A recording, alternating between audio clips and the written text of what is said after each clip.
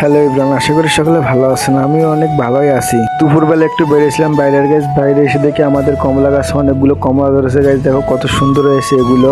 আর গাছ আজকের আকাশটা দেখেন একদম জাস্ট কি বলি আর পুরোই মাথা খারাপ। তারপর গাছ কিছু সময় ঘোরাঘুরি করার পর চলে এখন গাছ আমি যে স্নান করতে, আর গাছ স্নান শেষ করে বাড়ি এসে চলো খাওয়া দাওয়া করা দেখ, আর বসে পড়লাম গাছ খাওয়া দাওয়া করতে। তারপরে খাওয়া দাওয়া শেষ করে গাছ ঘুমিয়ে পড়ছিলাম। ঘুম থেকে উঠে গাছ বাইরে থেকে অনেক চেঁচামেচি, তাই গাছ বাইরে বেরোলাম। আর গাছ বাইরে এসে দেখি এর গ্রামে আজকে কালী খেলা এসেছে। আর গাছ এই খেলাটা ছোটবেলায় খুব দেখেছি, এখন সচরাচর দেখা যায় না। তারপর গাছ এইদিকে আমাদের পাড়ার ছেলেপিলেরা সবাই তার পিছু নিয়েছে তার সাথে খেলা দেখার জন্য। আর এই খেলাগুলো গাছ যখন ছোট ছিলাম তখন বহুত দেখতাম আমাদের গ্রামে, তখন আসতো ফুল।